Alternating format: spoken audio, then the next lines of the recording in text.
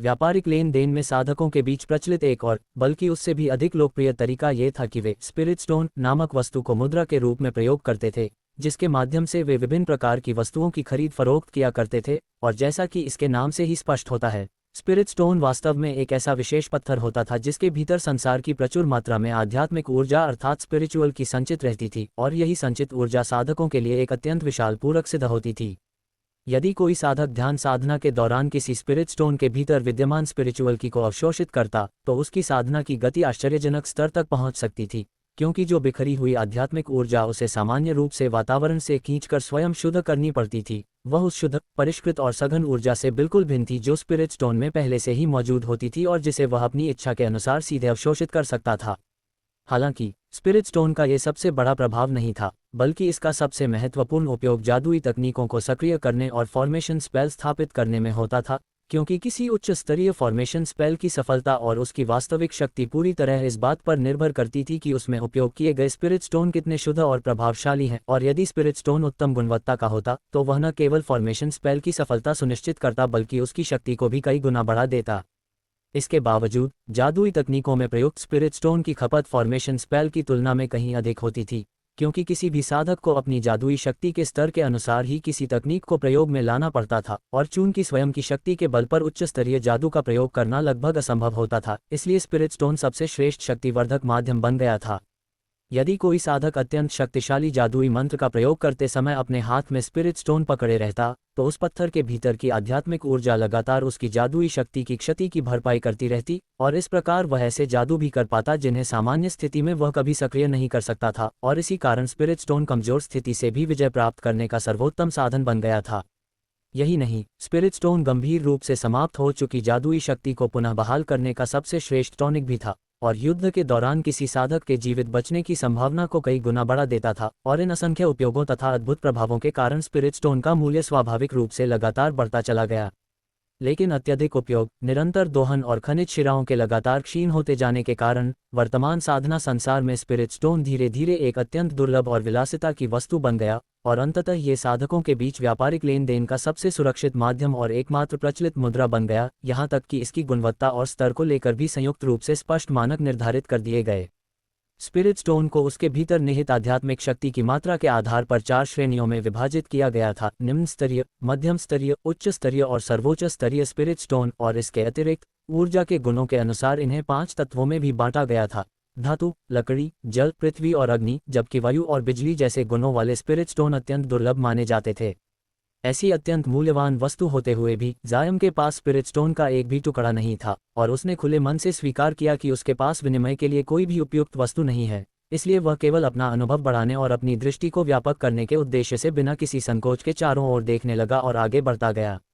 यद्यपि जायम का बाहरी रूप शांत और उदासीन प्रतीत हो रहा था, लेकिन विक्रेताओं के स्टॉलों पर रखी वस्तुओं ने उसके हृदय को भीतर ही भीतर हिला दिया और ईर्ष्या से भर दिया, और अन्य वस्तुओं को छोड़ भी दे तो साधारण सफ़ेद तावीज़ कागज़ तक उसकी दृष्टि को आकर्षित कर रहा था, क्योंकि यद्यपि वह वस्तु अत्यंत सामान्य थी, फिर भी वर्तमान में वही उसे सबसे अधिक आवश्यक थी। भले ही जायम अभी तक ये नहीं जानता था कि इन तावीज़ कागज़ों के स्तर और गुणवत्ता में वास्तविक अंतर क्या है, लेकिन उसे यह पूर्ण विश्वास था कि उसकी वर्तमान शक्ति के लिए साधारण निम्न स्तरीय तावीज़ कागज़ ही पर्याप्त होगा, जिससे वह पूरी क्षमता के साथ सोल लॉक टैलिस्मन को सक्रिय कर सके। और यदि उसे ऐसे कुछ कागज़ मिल जाएं, तो वह तुरंत एक नई जादुई तकनीक का प्रयोग कर सकता था, जिससे उसकी शक्ति में उल्लेखनीय वृद्धि हो जाती।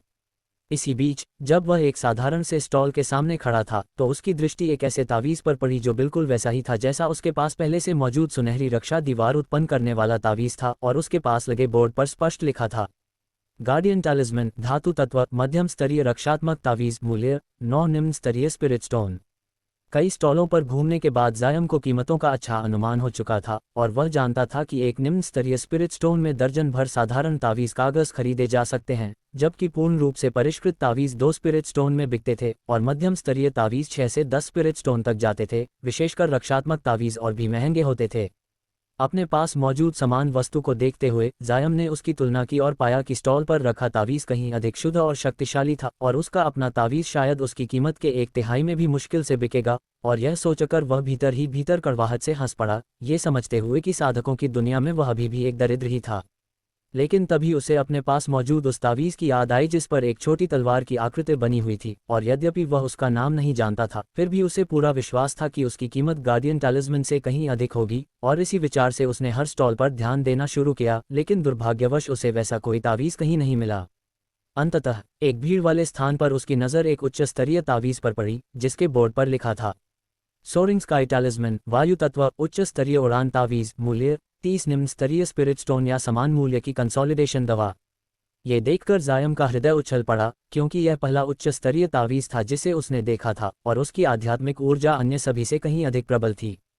जब जायम ने युवक की यह बात सुनी तो उसके मन में गहरी निराशा अवश्य उत्पन्न हुई, किंतु ये परिणाम उसे बिल्कुल भी आश्चर्यजनक नहीं लगा, क्योंकि अंततः येलो ड्रैगन पैलेट और गोल्ड एसेंस पिल जैसी औषधियां केवल नश्वर स्तर की आध्यात्मिक दवाइयां थीं, जो साधारण मनुष्यों के लिए चाहे चमत्कारी औषधि मानी जाती हों, परंतु अमर साधकों की दृष्टि में वास्तव में उनमें वह गहराई और प्रभावशीलता नहीं थी जिसकी आवश्यकता होती है।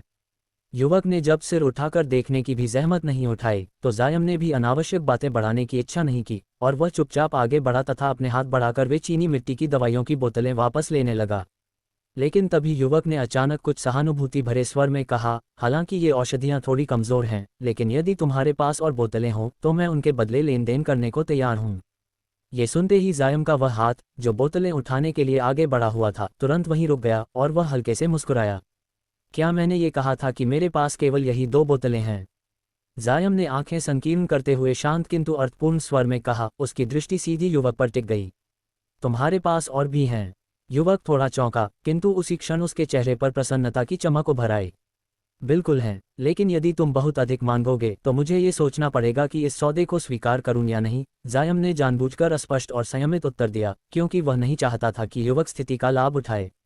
ये तो बहुत अच्छा है, मुझे ज़्यादा नहीं चाहिए, केवल 3 बोतलें ही पर्याप्त होंगी, क्योंकि इतनी मात्रा मुझे थोड़े ही समय में उस बाधा को तोड़ने में मदद कर देगी जिसमें मैं लंबे समय से फंसा हुआ हूँ। युवक उत्साह से भर उठा, और उसका व्यवहार उसकी पहले की ठंडी और उदासीन मुद्रा से बिल्कुल विपरीत हो गया। ये स्वाभाविक ही था, क्योंकि ऐसी कौन सी स्थिति होगी जहां कोई साधक ऐसी कंसोलिडेशन औषधि को आसानी से छोड़ देगा जो उसकी साधना को आगे बढ़ा सकती हो, जबकि स्वयं के उपयोग के लिए भी वह कभी पर्याप्त नहीं होती। और यही मुख्य कारण था कि युवक पिछले कई दिनों से उस उड़ान तावीज़ को किसी के साथ विनिमय करने को तैयार नहीं था। यद्यपि जायम की येलो ड्रैगन पैलेट और गोल्ड एसेंस पिल अमर साधकों की दृष्टि में उच्चतम स्तर की औषधियां नहीं थीं, फिर भी उनकी विशाल संख्या का लाभ यह था कि वे युवक को 9वें स्तर की चरम सीमा से 10वें स्तर में प्रवेश करने में सहायता कर सकती थीं, जिससे उसकी शक्ति में भारी वृद्धि संभव थी। लेकिन इस प्रकार की औषधियों को केवल नाश्ते की तरह खा सकने वाला कोई साधक था तो वह केवल जायम ही था, और फिर भी वह इस बात से भली भांति परिचित था कि अपनी संपत्ति को प्रकट करना कितनी बड़ी मूर्खता हो सकती है। इसलिए वह युवक के मन में ये धारणा नहीं बनने देना चाहता था कि वह बिना किसी हिचकिचाहट के असंख्य औषधियां निकाल सकता है। इसी कारण जायम ने अपनी ठुड्डी को हल्के से छुआ और जानबूझकर ऐसा भाव बनाया मानो उसे अत्यधिक पीड़ा हो रही हो और वह अपने सामान से अलग होने को बिल्कुल तैयार न हो। क्या सच में? क्या ये ज्यादा नहीं हो गया? मेरे पास मौजूद सारी औषधियां देनी पड़ेंगी। जायम ने धीमे स्वर में बड़बड़ाया, मानो वह स्वयं से ही शिकायत कर रहा हो। ये बिल्कुल भी ज्यादा नहीं है। युवक तुरंत बोल पड़ा, आखिरकार यह एक प्राथमिक उच्च स्तरीय उड़ान तावीज़ है। जरा सोचो, यदि ये तावीज़ तुम्हारे पास हो और तुम किसी भी संकट में फंस जाओ तो तुम तुरंत आकाश में ऊंचा उड़ सकते हो, यहाँ तक कि अधिकतर पक्षियों से भी तेज, और यह मानो तुम्हें जीवन का एक और अवसर प्रदान करता है। इतना ही नहीं, जब तक इसकी आध्यात्मिक ऊर्जा समाप्त नहीं होती, इसे बार बार प्रयोग किया जा सकता है, और यह वास्तव में अत्यंत उपयोगी तावीज़ है।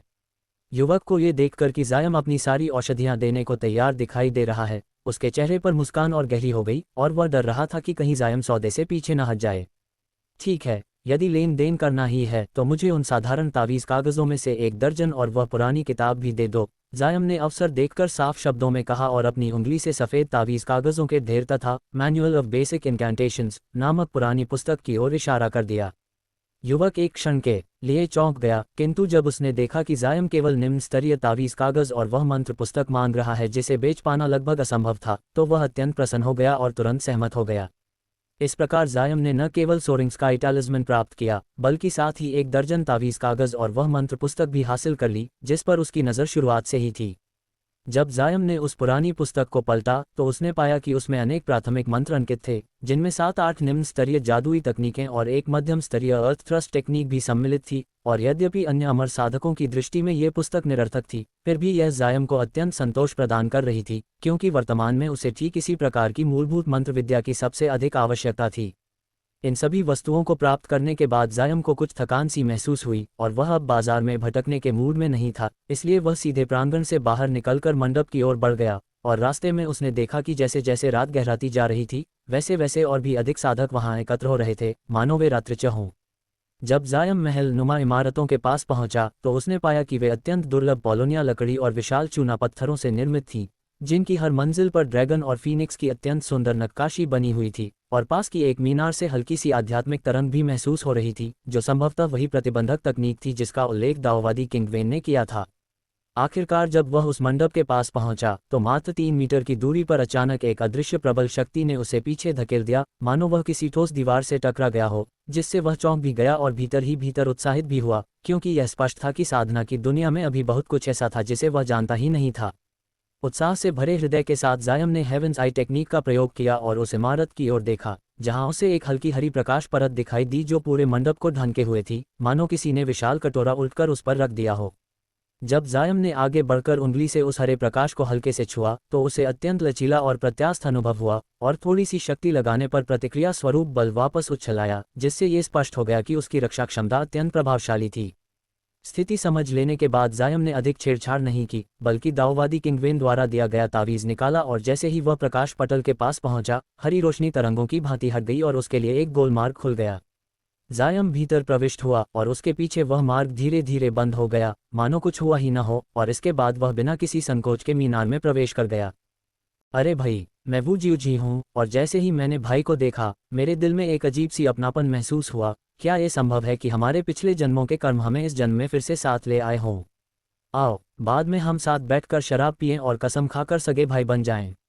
जैसे ही दाओवादी किंगवेन ने अपनी बात पूरी की, वह हमेशा मुस्कुराता हुआ युवक अचानक फुर्ती से आगे बढ़ा और सीधे जायम के सामने आ खड़ा हुआ। फिर भावनाओं से भरे चेहरे के साथ उसने जायम की बांह को कसकर पकड़ लिया और अत्यंत आत्मीयता के साथ यह सब कह डाला। पहले तो जायम थोड़ा चौंका, किंतु अगले ही क्षण उसके चेहरे पर हल्की सी मुस्कान उभर आए और उसने शांत स्वर में कहा, भाई बनना असंभव तो नहीं है, लेकिन क्या तुम बिना वजह अपने हाथ से मेरे शरीर को छूना बंद कर सकते हो? मेरी पसंद काफ़ी साधारण है और मुझे सुंदर, जवान पुरुषों में ज़रा सी भी रुचि नहीं है। जायम ने यह बात आधे मजाक और आधे व्यंग्य के साथ कही ही थी कि अचानक उसने अपना हाथ बिजली की गति से उठाया और पल भर में उस बांह को कलाई से पकड़ लिया, जो चुपके से उसके सामने के वस्त्रों के भीतर आधी जा चुकी थी। खांस खांस, ये तो बड़ा अजीब है। मेरा हाथ अचानक भाई की छाती में कैसे पहुंच गया? लगता है जैसे ही मैंने भाई जायम को देखा, मेरा हाथ खुद ही उन्हें अभिवादन करने के लिए उतावला हो गया। युवक तुरंत पीछे हट गया। पहले उसका चेहरा आश्चर्य और लज्जा से लाल हो गया, फिर कुछ बनावटी खांसियों और बुदबुदाहट के बाद उसने ऐसे हाथ खींच लिया मानो कुछ हुआ ही न हो।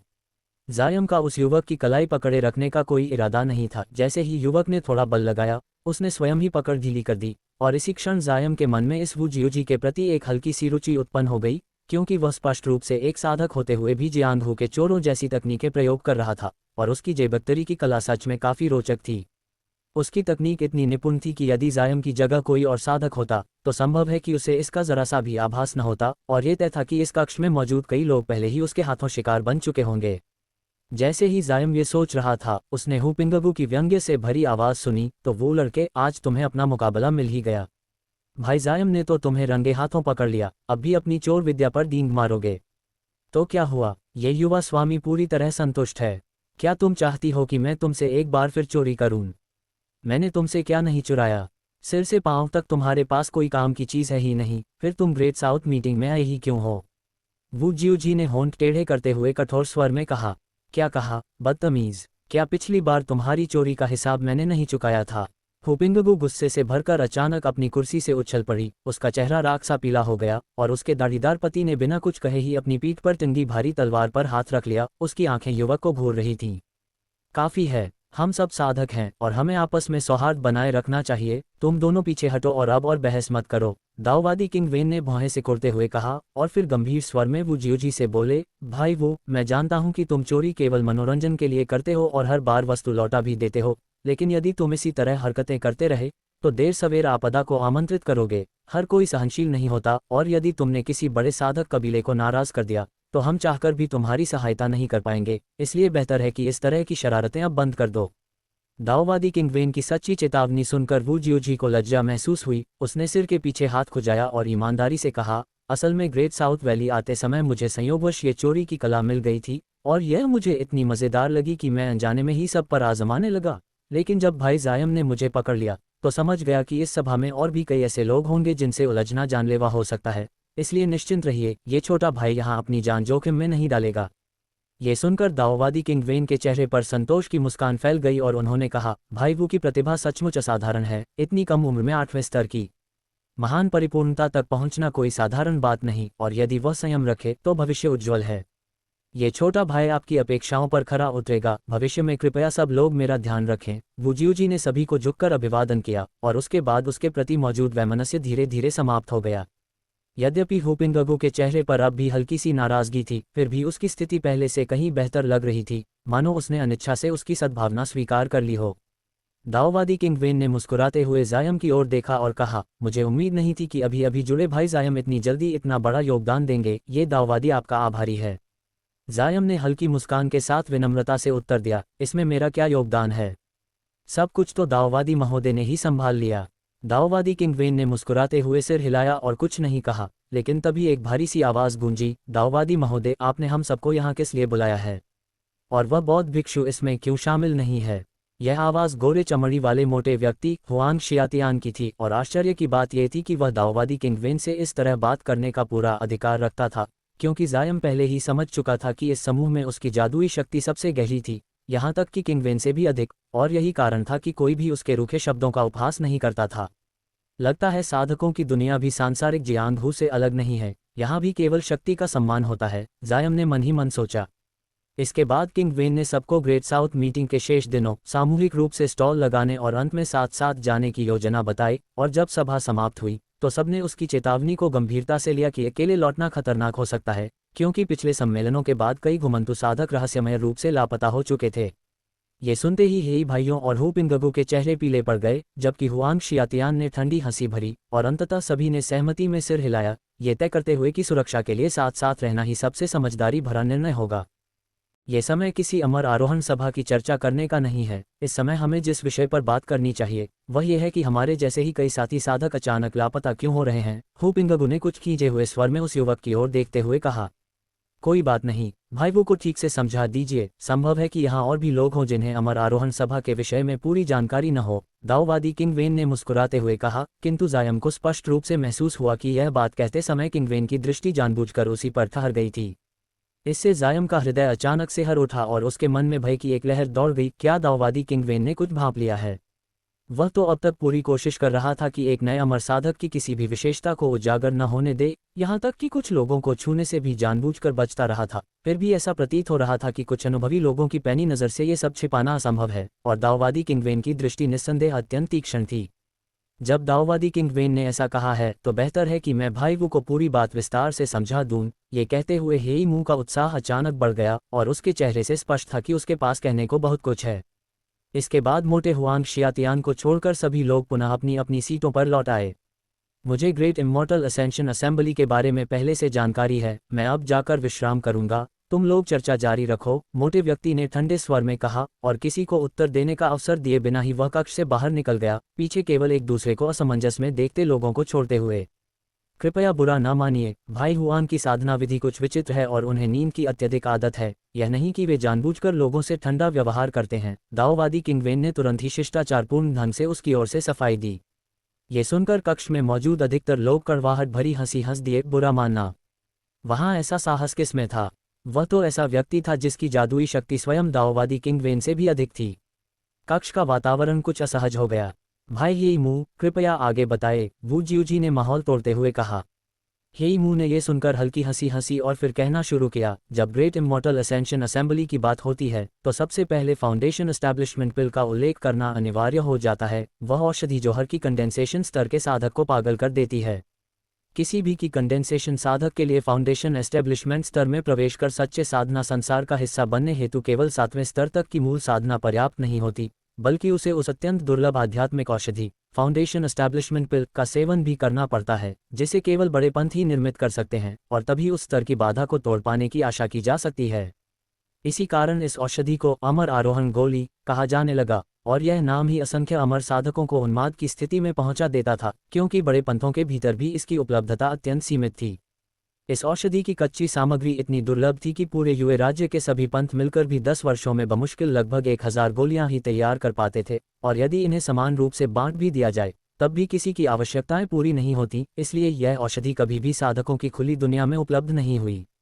उधर पूरे यूए राज्य में ऐसे असंख्य साधक थे जो 7वें स्तर तक पहुंच चुके थे और फाउंडेशन एस्टेब्लिशमेंट की दहलीज पर अटके हुए थे, जिन्हें इस औषधि की अत्यंत आवश्यकता थी, और इसी से बड़े पंथों और घुमंतु साधकों के बीच टकराव की स्थिति उत्पन्न हो गई।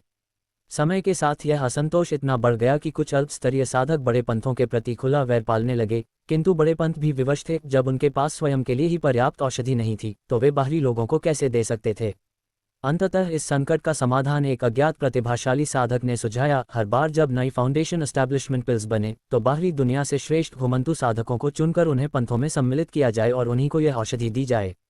इस प्रकार न केवल औषधि का प्रवाह नियंत्रित हुआ, बल्कि बाहरी साधकों की असंतुष्टि भी समाप्त हो गई, क्योंकि किसी महान पंथ में प्रवेश पा लेना अपने आप में सौभाग्य की बात थी और पंथों को भी उत्कृष्ट प्रतिभाएं मिल जाती थीं। ये सचमुच ऐसा समाधान था जिससे सभी संतुष्ट हो गए। इसी चयन प्रक्रिया को निष्पक्ष और कठोर बनाने के लिए अखाड़ा शैली की प्रतियोगिता रखी गई, जिसमें सातों महान पंथ 10-10 विजेताओं को चुनते और उन्हें फाउंडेशन एस्टैब्लिशमेंट पिल प्रदान करते, बशर्ते उनकी आयु 40 वर्ष से कम हो। यही ग्रेट इमॉर्टल असेंशन असेंबली की उत्पत्ति थी। हर 10 वर्षों में होने वाली इस सभा में 70 भाग्यशाली विजेता निकलते, जिससे असंख्य साधक और भी अधिक उन्मत्त हो उठते और लगभग हर योग्य की कंडेंसेशन साधक स्वयं को दूसरों से कम न मानते हुए अखाड़े में उतरने का प्रयास करता, यह आशा करते हुए कि वह भी एक दिन मछली से ड्रैगन बन जाएगा। लेकिन यह मार्ग आसान नहीं था। हर सभा में भारी संख्या में साधक घायल होते या मारे जाते, जिससे घृणा और भय दोनों ही जन्म लेते। हेई मू ने इस विषय पर आधा दिन बोलते हुए सब कुछ समझाया, जिससे वू जियोजी को गहरी समझ मिली, और पास बैठा जायम तो इससे भी अधिक लाभान्वित हुआ, क्योंकि उसे साधना संसार की वास्तविक कठोरता का गहन बोध हुआ। अगर मैं सफल हो जाऊं तो क्या मैं भी किसी बड़े पंथ का शिष्य बन सकता हूं? वू जियोजी ने आंखों में आकांक्षा भरकर पूछा। क्या सपना देख रहे हो? तुम्हारी क्षमता से तो अखाड़े में उतरते ही मारे जाओगे, हू पिंगबू ने बिना किसी संकोच के व्यंग्य किया। इस बार वू जियोजी को बुरा नहीं लगा, बल्कि उसने गंभीरता से पूछा, लेकिन 8वें स्तर पर होने के बावजूद क्या मेरे पास मंच पर चढ़ने की योग्यता भी नहीं? हू पिंगबू कुछ क्षण चुप रही, फिर बोली, वो लड़के, क्या तुम्हें पता है कि पिछली बार के 70 विजेता कैसे लोग थे और तुम्हारे जैसे कितने साधक घायल या मारे गए थे? ये कहते हुए उसका चेहरा पीला पड़ गया, मानो कोई भयावह स्मृति पुनः जाग उठी हो, और उसके पति ने तुरंत उसका कंधा थामकर उसे सांत्वना दी। हम दोनों ने पहले ही तय कर लिया है कि हम की कंडेंसेशन में ही जीवन बिताएंगे, लेकिन तुम लोगों के भीतर अभी भी महत्वाकांक्षा है, इसलिए मैं तुम्हें इस प्रतियोगिता की क्रूर सच्चाइयां बताऊंगी, नहीं तो तुम मर जाओगे और यह भी नहीं जान पाओगे कि तुम्हारे साथ हुआ क्या, हू पिंगबू ने उदासीन स्वर में कहा। सबसे पहले, जो लोग इस प्रतियोगिता में पंजीकरण कराना चाहते हैं, उनके लिए यह अनिवार्य है कि उन्होंने अपनी 5 तत्वों की आधार साधना विधि लकड़ी, अग्नि, पृथ्वी, धातु और जल को कम से कम 7वें स्तर तक साध लिया हो, क्योंकि यही वह न्यूनतम योग्यता है जिसके बिना फाउंडेशन एस्टेब्लिशमेंट पिल का सेवन करने का अधिकार भी नहीं मिलता, और इसके अतिरिक्त उनकी आयु 40 वर्ष से कम होनी चाहिए, क्योंकि जो लोग इस सीमा को पार कर चुके हैं वे किसी भी प्रकार से नियमों को चकमा देने की कल्पना भी न करें। चून की महान सभा के पंजीकरण अधिकारी अस्थि निरीक्षण तकनीक का प्रयोग करके हर प्रतिभागी की वास्तविक आयु को स्पष्ट रूप से देख सकते हैं, हू पिंगबू ने गंभीर स्वर में कहा। इन 2 शर्तों के अतिरिक्त कोई और प्रतिबंध नहीं है, और यही कारण है कि यह खुली एकल उन्मूलन प्रतियोगिता और भी अधिक क्रूर, निराशाजनक और रक्तरंजित बन जाती है। क्या तुम लोग सच में सोचते हो कि ग्रेट साउथ वैली में उपस्थित ये सभी लोग साधारण हैं? वास्तविकता यह है कि यहाँ उपस्थित अधिकांश साधक अमर आरोहण सभा के कारण ही आए हैं। ये जानना चाहिए कि ग्रेट साउथ मीटिंग मूल रूप से केवल लान प्रांत के युवा साधकों के लिए एक साधारण व्यापारिक सभा हुआ करती थी, और पिछले वर्षों में इसमें केवल कुछ 100 लोग ही भाग लेते थे, किंतु अब इस घाटी में कम से कम 1000 लोग मौजूद हैं, और आने वाले कुछ दिनों में और भी दूर दराज क्षेत्रों से साधक यहाँ पहुँचेंगे, जिस समय इस सभा का व्यापार अपने चरम पर होगा। यही लोग हैं जिनके कारण हम लोग इतनी जल्दी ग्रेट साउथ मीटिंग में आ गए हैं। एक ओर तो हम आवश्यक वस्तुओं का आदान प्रदान करना चाहते हैं, और दूसरी ओर इस अवसर का लाभ कौन नहीं उठाना चाहेगा। यहाँ हम न केवल अपनी तैयारी कर सकते हैं, बल्कि अमर आरोहण सभा में संभावित विरोधियों को भी परख सकते हैं, क्योंकि स्वयं को जानना जितना आवश्यक है, उतना ही आवश्यक अपने शत्रुओं को जानना भी है, हू पिंगबू ने कड़वी मुस्कान के साथ जोड़ा। ये सुनते ही वू जियोजी का चेहरा एकदम बदल गया और वह भयभीत स्वर में बोला, लेडी हु के अनुसार इस घाटी में ऐसे विशेषज्ञ भी मौजूद हैं जिन्होंने अपनी साधना विधि को 10वें स्तर तक पहुंचा लिया है, क्या वे भी अमर आरोहण सभा में भाग लेंगे? तब तो हमारे जैसे कम साधना स्तर वालों के लिए ये सीधी मृत्यु को बुलाने जैसा नहीं होगा। यह आवश्यक नहीं कि उच्च स्तर वाला साधक हमेशा जीत ही जाए। तभी अब तक मौन रहने वाला हे जिन अचानक बोल उठा, जिससे कक्ष में बैठे सभी लोग चौंक गए। भले ही किसी की जादुई शक्ति थोड़ी कम हो, फिर भी वह अधिक शक्तिशाली ताबीज या अपने साथ रखे किसी भयंकर जादुई उपकरण का उपयोग करके उससे कहीं अधिक शक्तिशाली विरोधी को पराजित कर सकता है। बिल्कुल सही, दाओवादी किंग वेन ने पूर्ण सहमति जताते हुए कहा, हम जैसे साधकों के युद्ध में जादुई शक्ति की गहराई या उथलापन सबसे महत्वपूर्ण नहीं होता। सबसे महत्वपूर्ण होता है उस शक्ति पर नियंत्रण, उसका चतुर उपयोग और वे साधन जिनकी सहायता से हम अपनी सीमाओं से आगे निकल सकते हैं। यदि ऐसा न होता तो इस महान अमर आरोहण सभा को आयोजित करने की कोई आवश्यकता ही न होती, बस जादुई शक्ति की तुलना कर ली जाती, हु पिंगगू ने मुस्कुराते हुए कहा। इन बातों के बावजूद वू जियोजी का मन शांत नहीं हुआ और वह चिंतित चेहरे तथा आंसुओं से भरी आंखों के साथ बुदबुदाने लगा, भयंकर जादुई उपकरण, शक्तिशाली ताबीज। हु पिंगगू ने उसकी ओर ध्यान दिए बिना आगे कहना जारी रखा, क्योंकि इस एकल उन्मूलन प्रतियोगिता में भाग लेने वालों की संख्या अत्यधिक होती है, इसलिए अमर आरोहण सभा में 7 मंच स्थापित किए जाते हैं जो यूए राज्य के 7 महान साधना पंथों का प्रतिनिधित्व करते हैं। जो भी किसी विशेष पंथ का शिष्य बनना चाहता है वह उसी मंच पर जाकर प्रतियोगिता करता है। नियम अत्यंत सरल और क्रूर हैं। 2 लोग मुकाबला करते हैं, विजेता आगे बढ़ता है और पराजित तुरंत बाहर हो जाता है। ये प्रक्रिया तब तक चलती रहती है जब तक सभी प्रतिभागी एक बार मुकाबला न कर लें, और फिर अगले चरण की शुरुआत होती है जो अंततः अंतिम 10 लोगों तक पहुंचती है। यही 10 लोग उस पंथ के आंतरिक शिष्य बनते हैं और उन्हें फाउंडेशन एस्टेब्लिशमेंट पिल के लिए फिर किसी और भयानक प्रतिस्पर्धा का सामना नहीं करना पड़ता। ये सचमुच एक कदम में स्वर्ग पर पहुंचने जैसा होता है, किंतु वास्तविकता मेरी बातों से कहीं अधिक भयानक होती है। वास्तविक मुकाबले इतने रक्तरंजित और निराशाजनक होते हैं कि उन्हें शब्दों में बयान करना कठिन है। ये कहते हुए हु पिंगगू ने गहरी सांस ली। मुझे अब भी याद है कि पिछली सभा में 19 10वें स्तर के साधक मारे गए थे और यहाँ तक कि 11वें स्तर के 2 विशेषज्ञ भी एक दूसरे को साथ ले डूबे थे। 8वें और 9वें स्तर वालों की मृत्यु संख्या तो 100 से कम नहीं थी, क्योंकि अंतिम चरणों में कोई भी व्यक्ति अपने ड्रैगन बनने के मार्ग को आसानी से छोड़ना नहीं चाहता।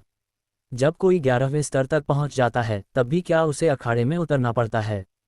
तभी एक मधुर स्त्री स्वर गूंजा। यह अब तक प्रायः मौन रहने वाली घुमंतु होंगलियन थी।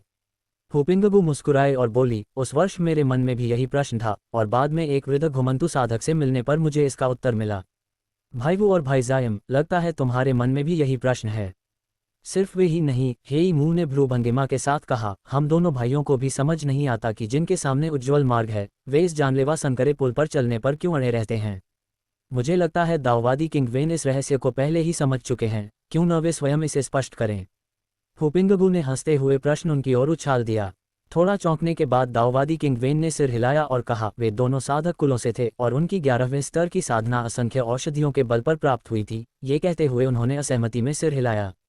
औषधियों का उपयोग करना तो सामान्य बात है, वू जियोजी ने अविश्वास से कहा। भाई वो एक बात भूल गए, दाओवादी किंग वेन बोले, 40 वर्ष से ऊपर का 11वें स्तर का साधक हमें भले ही प्रतिभाशाली लगे, लेकिन प्राचीन महान पंथों की दृष्टि में वह केवल औसत होता है।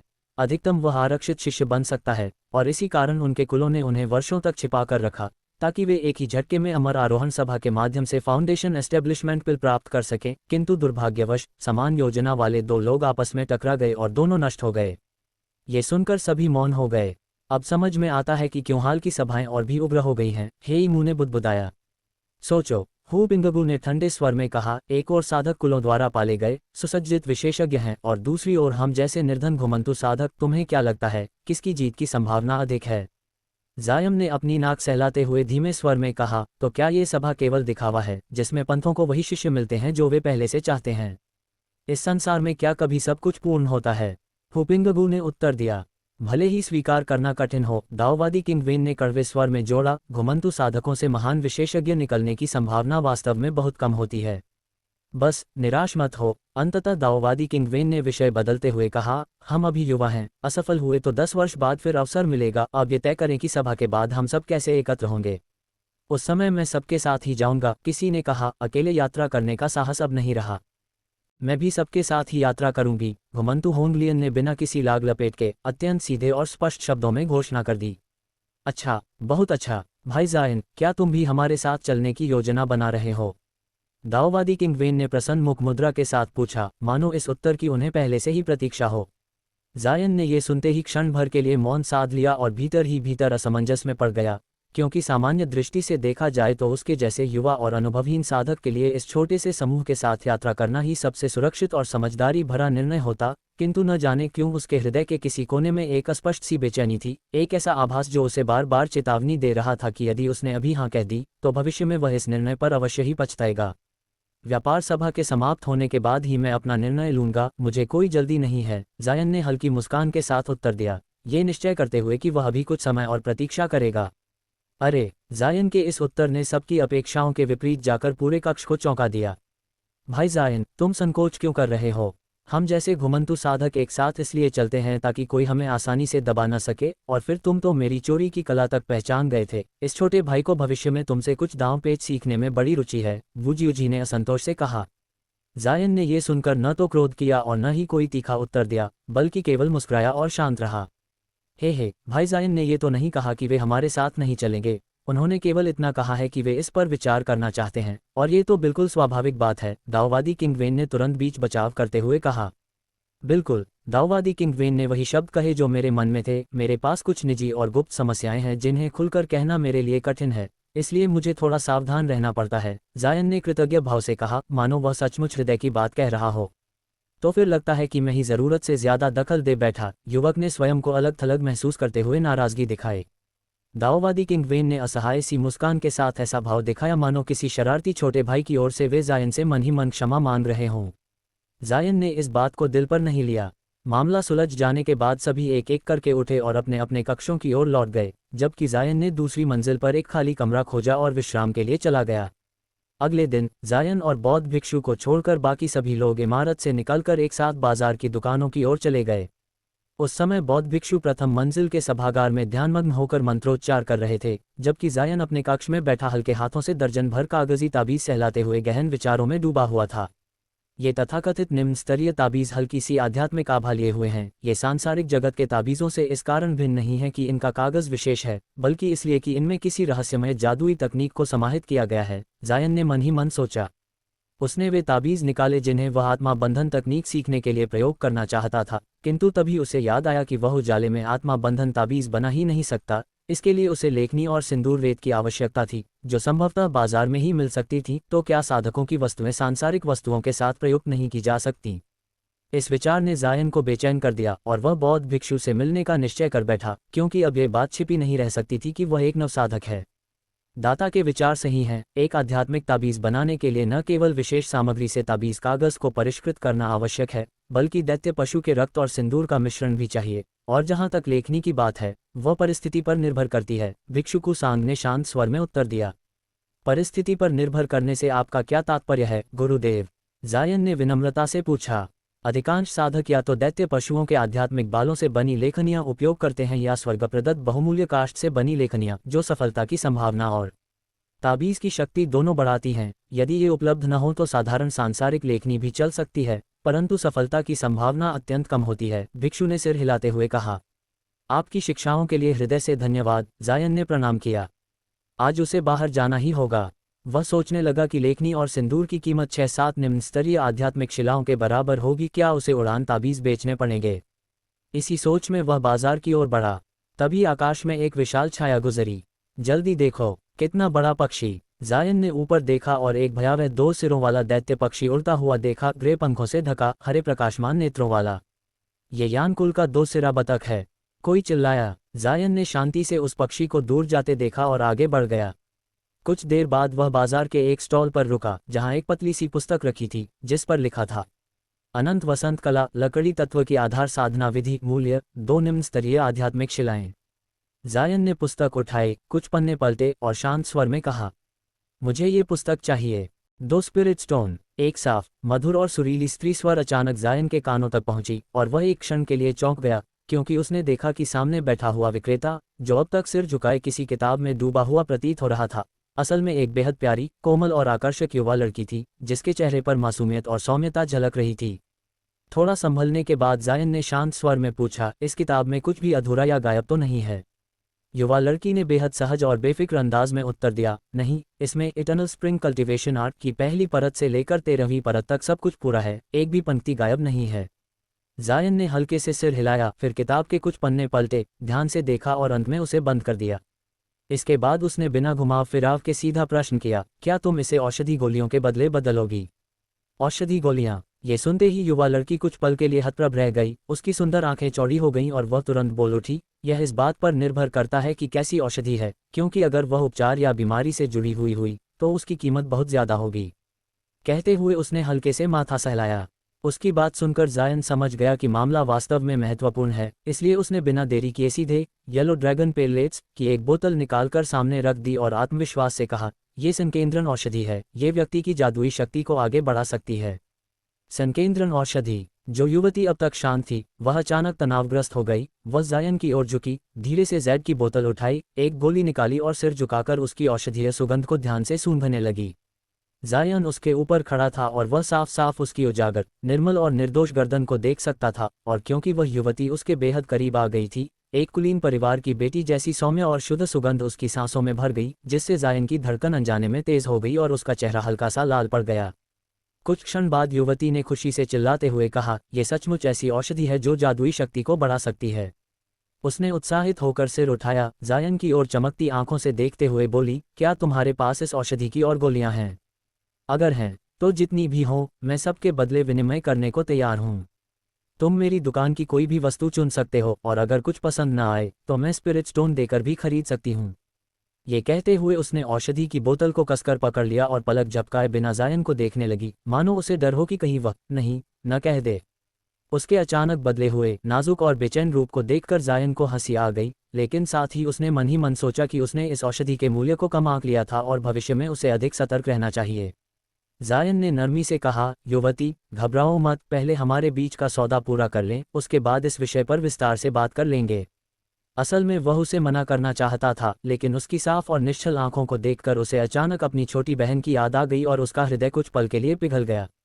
मुझे क्षमा करें, मैं अपने शिष्टाचार भूल गई थी, युवती ने शर्मिंदगी महसूस करते हुए कहा, और उसका चेहरा गुलाबी हो गया। कुछ शांत होने के बाद उसने कहा, इस किताब के लिए इस तरह की केवल 2 गोलियां ही पर्याप्त होंगी। जायन ने यह सुनकर महसूस किया कि मूल्य उचित है, इसलिए उसने सहमति जताई और फिर उसकी दुकान की अन्य वस्तुओं पर नजर डाली। यह क्या है? एक साधारण सा दिखने वाला छोटा धूसर थैला उसकी रुचि का कारण बन गया, जिसका मुंह एक पतली लाल डोरी से कसकर बांधा गया था और जो भीतर से भरा हुआ प्रतीत हो रहा था। युवती ने स्पष्ट रूप से बताया, ये 7 स्टार ग्रास के बीज हैं। 10 वर्ष या उससे अधिक पुरानी 7 स्टार ग्रास ताबीज बनाने के लिए सर्वोत्तम सामग्री मानी जाती है। जायन का मन डोल गया, क्योंकि यह वस्तु उसके लिए बेहद उपयोगी थी। फिर भी उसने बिना किसी हिचकिचाहट के थैला वापस रख दिया और बोला, बाकी चीजें मेरे किसी काम की नहीं लगती। युवती ने हार न मानते हुए सुझाव दिए, ये कोल्ड आइस ताबीज काफ़ी शक्तिशाली है और यह रिटर्निंग स्प्रिंग ताबीज शारीरिक शक्ति को काफ़ी हद तक बहाल कर सकता है। उसके तुम अभी नौसिखिए हो वाले भाव को देखकर जायन हंस पड़ा। तुम हंस क्यों रहे हो? युवती फिर से शर्मा गई। जायन ने ईमानदारी से कहा, मैं तो बस ताबीज बनाने के लिए सिंदूर पाउडर और एक ब्रश खरीदना चाहता था, लेकिन दुर्भाग्य से तुम्हारे पास ये दोनों नहीं हैं। ये सुनकर युवती कुछ देर सोच में पड़ गई, फिर अचानक मानो कोई निर्णय ले चुकी हो, उसने कहा, मेरे पास सिंदूर पाउडर तो नहीं है, लेकिन गोल्डन आइडेप नामक राक्षसी पशु की गर्दन के बालों से बना एक उच्च स्तरीय ताबीज ब्रश है, हालांकि उसकी कीमत काफ़ी अधिक है। जायन मुस्कुराया और बोला, अगर वस्तु अच्छी है तो औषधि गोलियों की कोई कमी नहीं होगी। इसके बाद कुछ समय तक दोनों चुप रहे और उस मौन में एक अजीब सी मधुर अनुभूति भर गई, जिसे जायन अनजाने में महसूस कर रहा था। अचानक एक भारी आवाज़ गूंजी, छोटी बहन। यह आवाज़ उस सूक्ष्म वातावरण को तोड़ते हुए आई और जायन ने मुड़कर देखा तो एक बेहद विशाल, ताकतवर और ऊंचे कद का व्यक्ति उनकी ओर दौड़ता चला आ रहा था। जायन जब उस इमारत की ओर लौट रहा था तो उसकी चाल में एक असाधारण हल्कापन और मन में गहरी प्रसन्नता भरी हुई थी, क्योंकि उसकी जेब में रखा लकड़ी का वह छोटा सा डिब्बा, जिसमें गोल्डन सिंसियरिटी ब्रश सुरक्षित था, उसे बार बार यह एहसास दिला रहा था कि आज उसने वास्तव में एक अमूल्य वस्तु प्राप्त कर ली है। उसने उस युवा लड़की की विरासत मानी जाने वाली इस बहुमूल्य वस्तु और 7 स्टार ग्रास के बीजों की थैली के बदले 3 बोतल गोल्डन ड्रैगन पेलेट्स और 4 बोतल गोल्डन एसेंस पिल्स का आदान प्रदान किया था, और उसके बाद उसने अन्य दुकानों से कुछ सिंदूर रेत भी यूं ही खरीद ली थी, जिसके पश्चात वह पूरे उत्साह, उम्मीद और आनंद से भरा हुआ तेजी से वापस लौट आया। जब उसने प्रतिबंधात्मक अवरोध को खोलकर उस छोटे भवन में प्रवेश किया तो उसने देखा कि छोटा बौद्ध भिक्षु ध्यानमग्न होकर साधना में लीन था। इसलिए जायन ने उसे बिल्कुल भी बाधित नहीं किया, बल्कि चुपचाप दूसरी मंजिल पर गया और सीधे अपने कमरे में लौट आया। अपने कमरे में पहुंचते ही जायन ने मेज पर सिंदूर और ताबीज कागज को सलीके से व्यवस्थित किया। फिर उसने सावधानीपूर्वक गोल्डन सिंसियरिटी ब्रश को बाहर निकाला और आत्मा बंधन ताबीज सोल लॉक टैलिस्मैन बनाने में पूरी तरह तल्लीन हो गया, क्योंकि आत्मा बंधन तकनीक में ताबीज बनाने की विधि के अनुसार पहले दाहिने हाथ के माध्यम से आध्यात्मिक शक्ति को प्रवाहित कर धीरे धीरे ब्रश के दंड में प्रविष्ट कराना होता था। फिर ब्रश की नोक को हल्के से सिंदूर में डुबोकर ताबीज कागज पर मंत्रों की आकृति अंकित करनी होती थी। लगभग 15 मिनट बीतने के बाद जायन के चेहरे पर संतोष और प्रसन्नता की झलक उभर आई। उसने अपने कुछ अकड़े हुए शरीर को खींचकर ढीला किया और मेज पर रखे उस आध्यात्मिक ताबीज को देखा, जो हल्की चांदी सी चमक बिखेर रहा था, जिसे देखकर उसका मन अपने आप आनंद से भर उठा। उसकी बनावट देखकर स्पष्ट था कि यह ताबीज बिल्कुल वैसा ही था जैसा कभी डॉक्टर मो ने प्रयोग किया था, और भले ही इसकी आध्यात्मिक ऊर्जा कुछ कम प्रतीत हो रही थी, फिर भी यह कोई बड़ी बात नहीं थी, क्योंकि यह उन नकली अभ्यास सामग्रियों से कहीं बेहतर था जिनसे जायन अब तक अभ्यास करता आ रहा था, क्योंकि वे केवल दिखने में समान थीं और उनमें रत्ती भर भी आध्यात्मिक शक्ति नहीं थी। जायन ने उस नए बनाए गए ताबीज को हाथ में लिया और उत्साहपूर्वक उसका अध्ययन किया, लेकिन जैसे ही उसने आत्मा बंधन तकनीक को आजमाने की तैयारी की, ठीक उसी क्षण उस ताबीज में संचित आध्यात्मिक शक्ति अचानक अव्यवस्थित हो गई और उसमें उग्रता के लक्षण प्रकट होने लगे, जिससे जायन बुरी तरह चौंक गया और उसने तुरंत प्रतिक्रिया करते हुए ताबीज को दूर फेंक दिया। फूंची! वह आत्मा बंधन ताबीज बिना किसी स्पष्ट कारण के हवा में ही प्रज्वलित हो उठा और आग के गोले में बदलकर पल भर में राख बन गया। जायन शून्य दृष्टि से उस राख को देखता रहा और कुछ देर तक मौन में खड़ा रहा। फिर उसने गहरी सांस ली और आह भरी, क्योंकि यह स्पष्ट था कि ताबीज असफल हो चुका था। हालांकि वह कुछ हद तक निराश अवश्य हुआ, लेकिन उसने अपना आत्मविश्वास पूरी तरह नहीं खोया, क्योंकि उसे महसूस हो रहा था कि अभी अभी बनाया गया ताबीज सफलता के काफी निकट था, और यदि वह और प्रयास करे तथा कुछ और ताबीज बनाए तो निश्चित ही वह सफल हो सकता है। इसके बाद आधे दिन तक जायन लगातार एक के बाद एक आत्मा बंधन ताबीज बनाता रहा, लेकिन दुर्भाग्यवश उसे लगातार असफलताएं ही हाथ लगीं। कुछ ताबीज स्वयं नहीं जले, बल्कि उनमें जब उसकी जादुई शक्ति प्रविष्ट की गई तो वे अचानक छोटे छोटे विस्फोटों में बदल गए, जबकि कुछ अन्य ताबीज तेजी से अपनी आध्यात्मिक शक्ति खो बैठे और साधारण बेकार कागज बन गए। जब आखिरी ताबीज भी जोरदार धमाके के साथ चिथड़ों में बदल गया तो सामान्यतः शांत रहने वाला जायन भी अपने आप को रोक नहीं पाया। उसने सिर उठाकर छत की ओर देखा और जोर से चिल्ला उठा, धिक्कार है आसमान पर! क्या तुम मुझसे मजाक कर रहे हो? दर्जन भर ताबीज बनाए और एक भी सफल नहीं हुआ। ये तो केवल एक निम्न स्तरीय आत्मा बंधन ताबीज है। क्या आज का दिन ही अशुभ है? ये शब्द बोलते ही उसके मन का बोझ कुछ हल्का हो गया और उसका मूड भी कुछ बेहतर हो गया। उसने सिर झुकाकर गहराई से सोचा, फिर बची हुई आधी सिंदूर की मात्रा और गोल्डन सिंसियरिटी ब्रश को देखा और निष्कर्ष निकाला कि समस्या इन दोनों में नहीं थी, क्योंकि उसकी आध्यात्मिक शक्ति ब्रश में पूरी तरह सहजता से प्रवाहित हो रही थी और सिंदूर भी आध्यात्मिक ऊर्जा को कागज पर स्पष्ट रूप से अंकित कर रहा था। जब वह कारण नहीं ढूंढ पाया तो उसने छोटे बौद्ध भिक्षु से पूछने का निश्चय किया, और उसी क्षण उसे यह गहराई से महसूस हुआ कि साधना के मार्ग में सही मार्गदर्शन देने वाले गुरु कितने महत्वपूर्ण होते हैं, जिससे उसके मन में औपचारिक रूप से किसी गुरु का शिष्य बनने की भावना भी जाग उठी।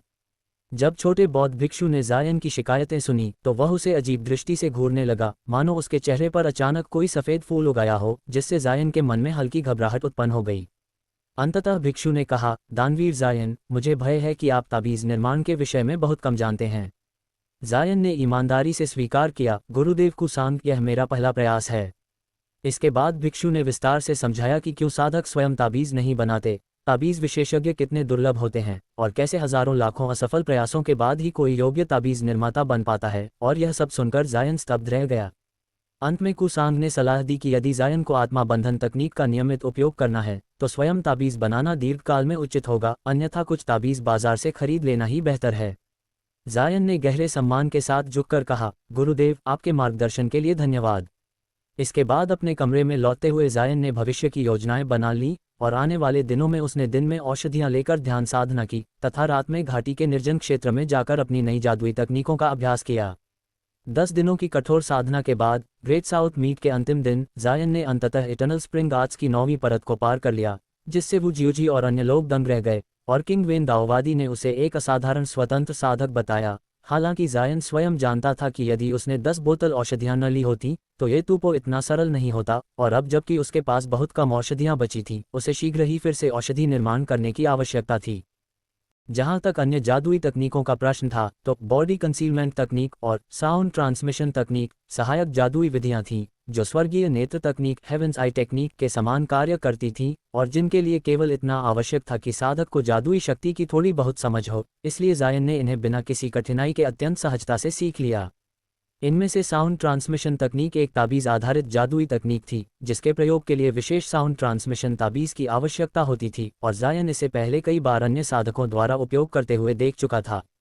वहीं दूसरी ओर बॉडी कंसीलमेंट तकनीक एक अत्यंत सामान्य जादुई विधि थी, जिसमें साधक अपनी आध्यात्मिक शक्ति को अपने शरीर से जोड़कर उसे आसपास के वातावरण के रंगों और छायाओं के साथ मिला देता था, जिससे सामान्य लोग या साधारण दृष्टि वाले व्यक्ति उसे पहचान नहीं पाते थे। किंतु इस तकनीक का वास्तविक मूल्य बहुत सीमित था, क्योंकि स्वर्गीय नेत्र तकनीक इसे आसानी से भेद सकती थी और इसलिए यह अन्य साधकों की निगाहों से बचने में लगभग व्यर्थ सिद्ध होती थी।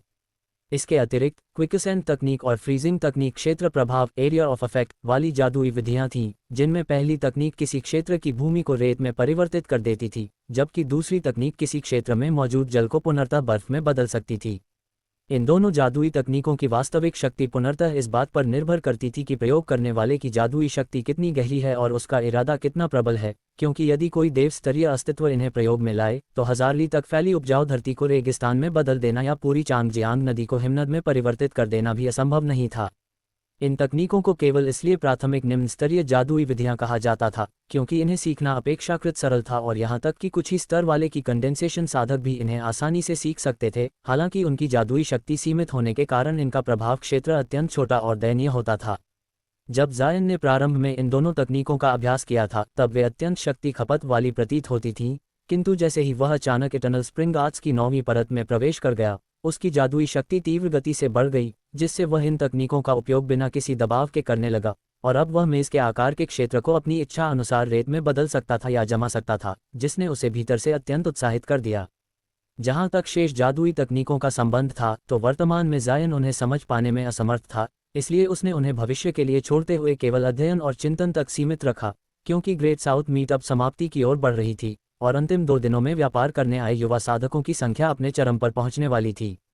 उस समय जायन एक विशाल व्यापारिक चौक में खड़ा था जो लगभग 2000 साधकों से खचाखच भरा हुआ था और विक्रेता स्टॉलों की संख्या पहले की तुलना में कई गुना बढ़ चुकी थी, क्योंकि अधिकांश लोग इस अंतिम अवसर को भुनाकर अपना बचा हुआ सामान बेच देना चाहते थे। इसके अतिरिक्त कई उच्च स्तरीय साधक जो लंबे समय से एकांत साधना में लीन थे भी एक एक कर प्रकट होने लगे थे, ताकि वे भविष्य के संभावित प्रतिद्वंद्वियों को परख सकें।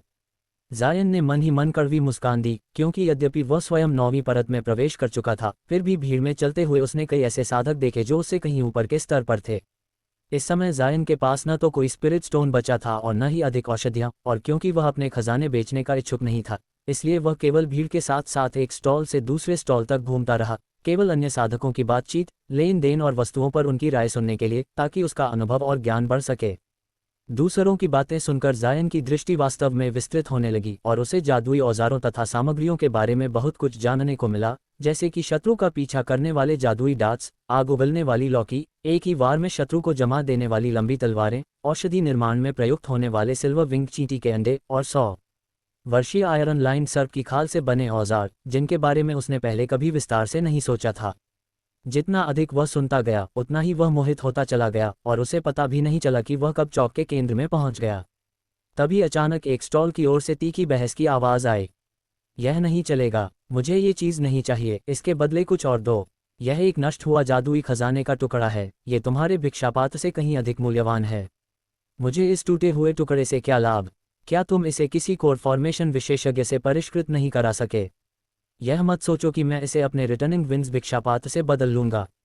नष्ट हुआ जादुई खजाने का टुकड़ा।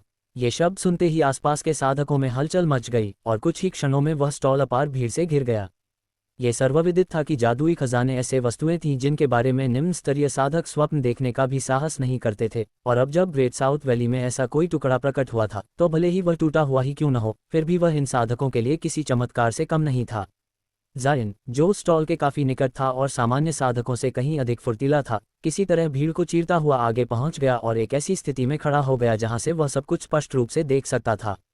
उसने देखा कि स्टॉल के सामने लगभग 27-28 वर्ष का एक सांवले रंग का, मोटे अंगों वाला व्यक्ति खड़ा था, जिसे देखकर कोई भी पहली नज़र में यही समझता कि कोई किसान गलती से यहाँ आ गया है।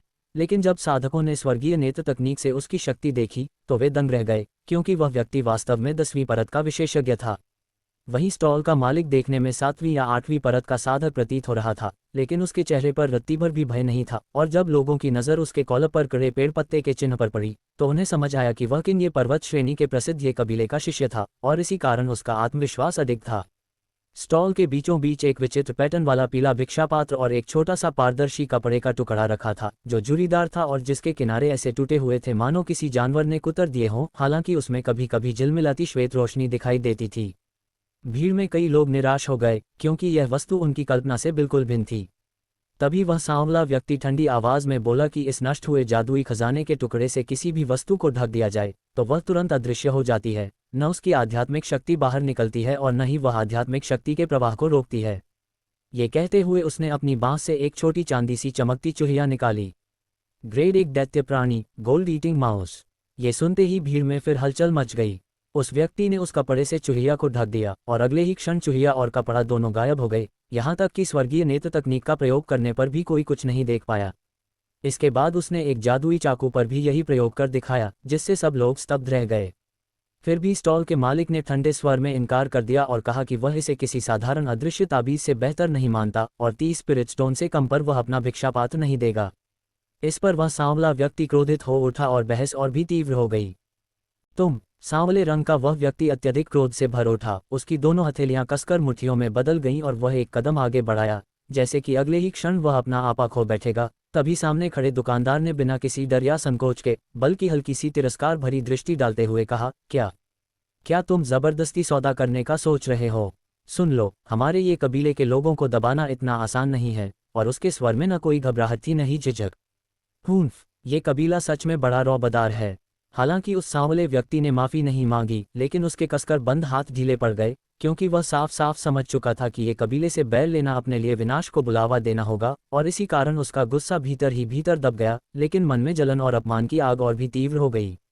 वह 10वीं परत का विशेषज्ञ था, जो हमेशा दूसरों से प्रशंसा सुनने का आदी रहा था, और आज केवल एक नाम सुनकर दब जाना उसके स्वाभिमान को गहरी चोट पहुंचा गया था। वह वहां से चुपचाप लौट जाना चाहता था, परंतु उसके दिल में रिटर्निंग विंड्स आर्म्स बाउल को छोड़ने की पीड़ा इतनी गहरी थी, क्योंकि वह जादुई उपकरण उसकी साधना पद्धति के साथ अत्यंत उपयुक्त था, और यदि वह उसे प्राप्त कर लेता तो उसकी शक्ति में अत्यधिक वृद्धि हो जाती। किंतु दुर्भाग्यवश नष्ट हुए जादुई खजाने के इस टुकड़े के अलावा उसकी अन्य वस्तुएं बहुत उपयोगी थीं, और उसके सभी आत्मा पत्थर पिछले कुछ दिनों में समाप्त हो चुके थे, जिससे वह इस दयनीय स्थिति में फंस गया था।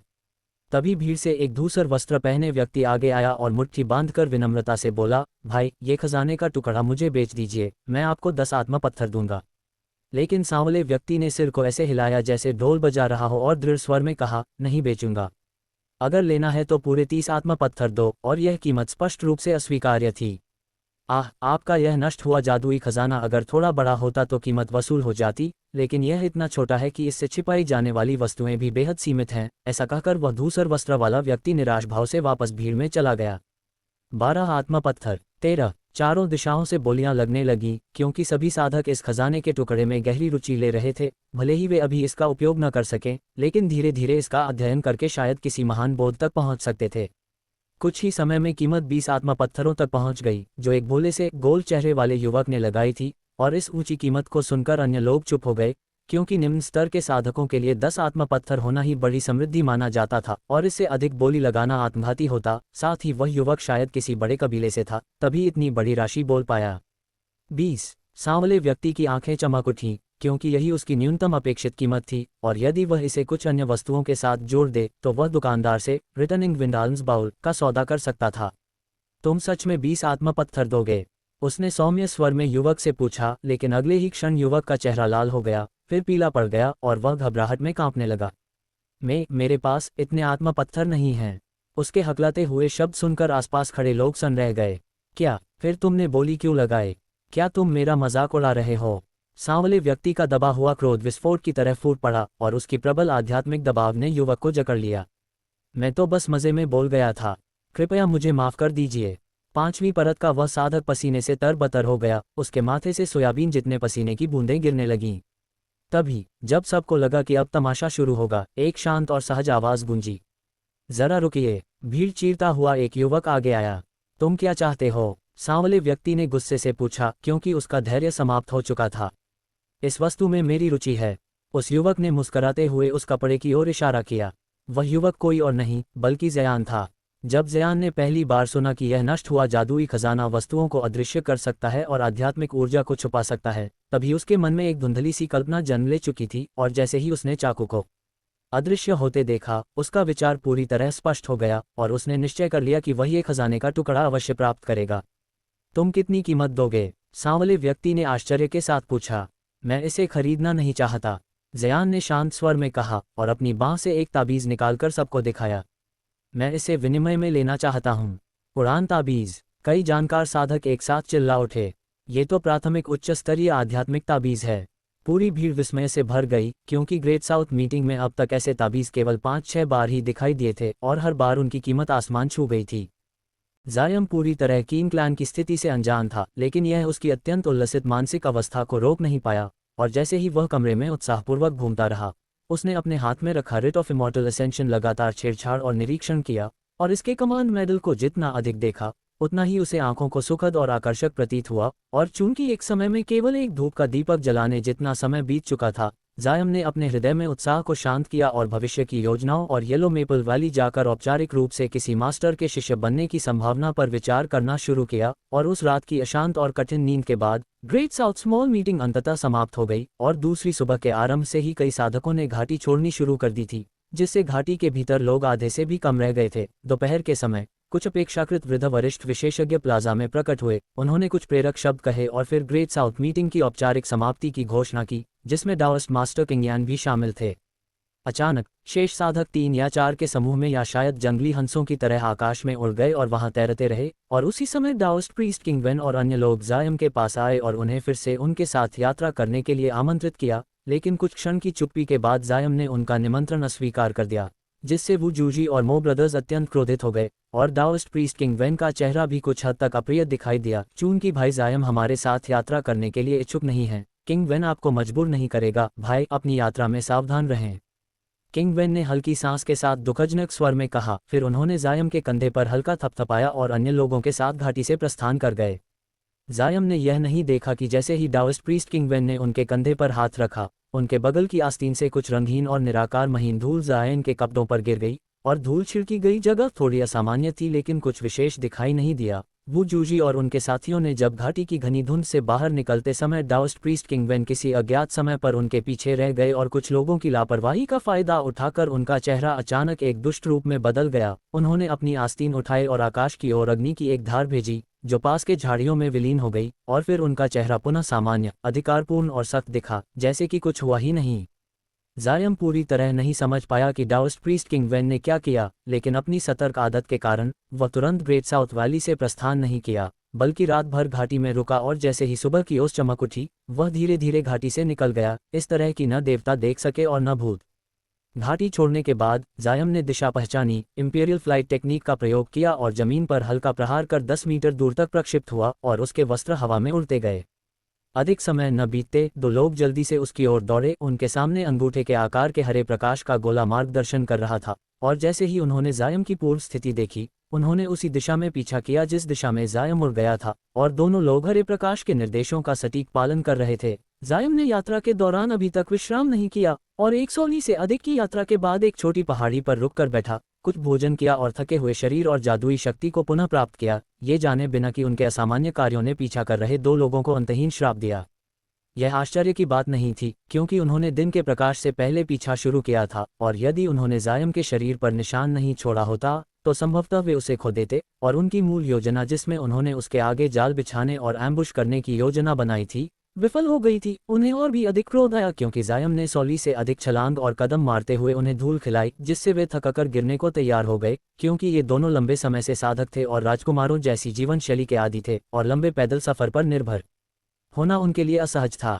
अज्ञात समय बीत चुका था जब ज़ायम ने पहाड़ी की एक खोखली जगह में ध्यान मुद्रा में बैठकर आंखें बंद कर दी, जैसे वह निर्विकार स्थिति में प्रवेश कर गया हो, और उसके चारों ओर की जंगली आवाज़ों के अलावा कोई ध्वनि नहीं थी। तभी पास की धरती से अचानक जमीन फटी और ज़ायम की ओर कई दसियों सफ़ेद प्रकाश की धाराएं निकलीं।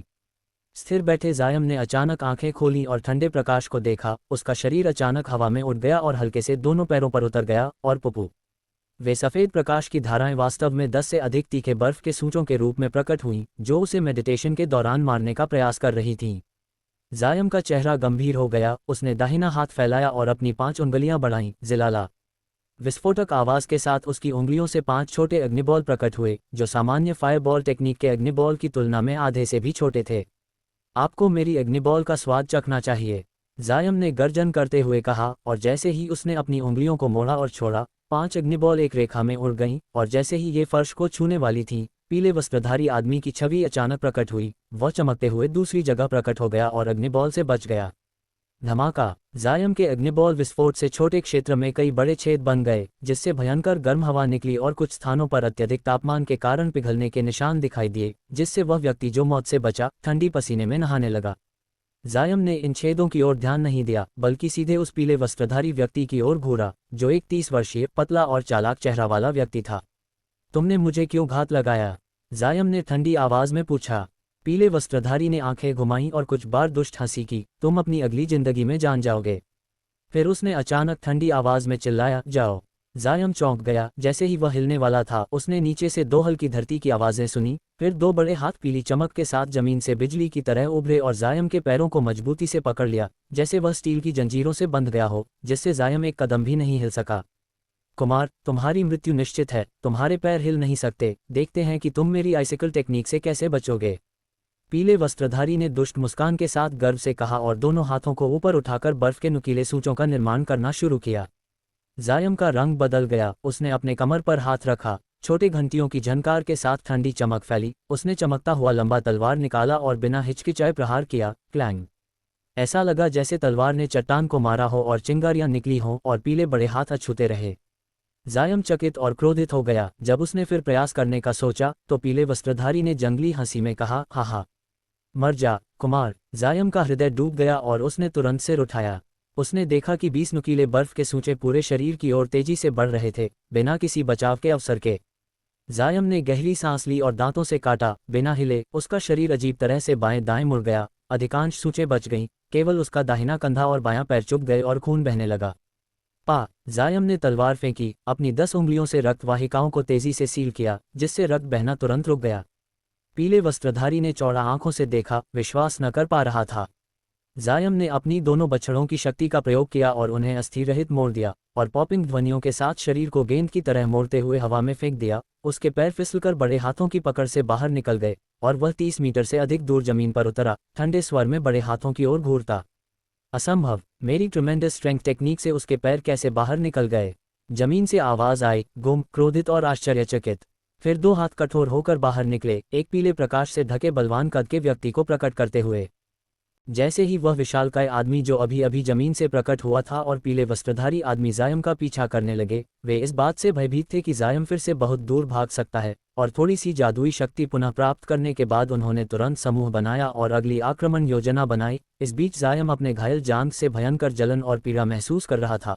लगता था कि अभी अभी की उसकी चालों ने उसकी चोट को और बढ़ा दिया, लेकिन अब उस समस्या पर विचार करने का समय नहीं था, क्योंकि जमीन में छिपे विशालकाय आदमी ने एक लंबे कालेची से ढके हुए तलवार को निकाला और जायम की ओर प्रहार किया।